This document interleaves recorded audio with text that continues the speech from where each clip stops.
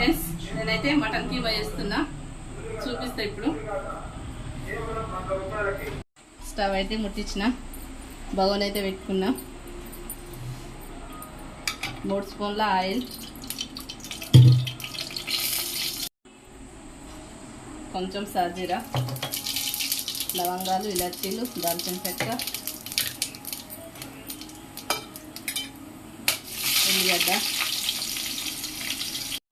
ఉల్లిగడ్డ బాగా గోలినాక అల్లం వెల్లిగడ్డ,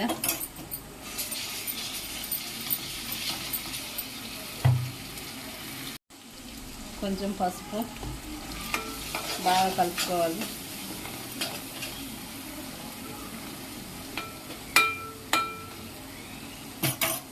మటన్ కీమా అయితే వాటర్ పోసి ఫస్ట్ ఒకసారి కడుక్కున్నా, మళ్ళీ కడుక్కోవాలి.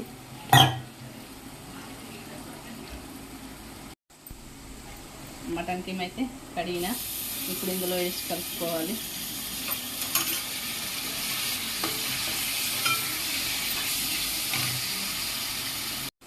కొంచెం మెంతికూర కలిపి మూత పెట్టుకోవాలి.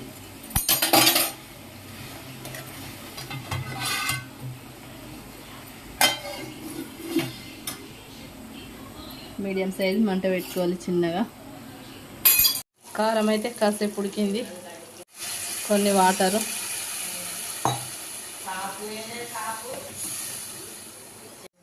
అయితే వేడి నీళ్ళు పోసుకోవాలి.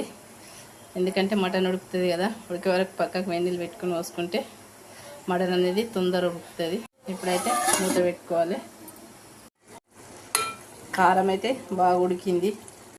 కొంచెం కొబ్బరి పొడి, కొంచెం ధనియాల పొడి, చిటికెడు గరం మసాలా. చపాతీ మటన్ కీమా సూపర్ ఉంటుంది, టేస్ట్ మాత్రం.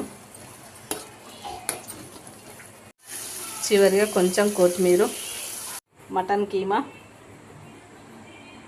చపాతీ మీరు కూడా ఒకసారి నా స్టైల్లో తయారు చేసి చూడండి. నచ్చితే లైక్ చేయండి, షేర్ చేయండి, సబ్స్క్రైబ్ చేసుకోండి ఫ్రెండ్స్.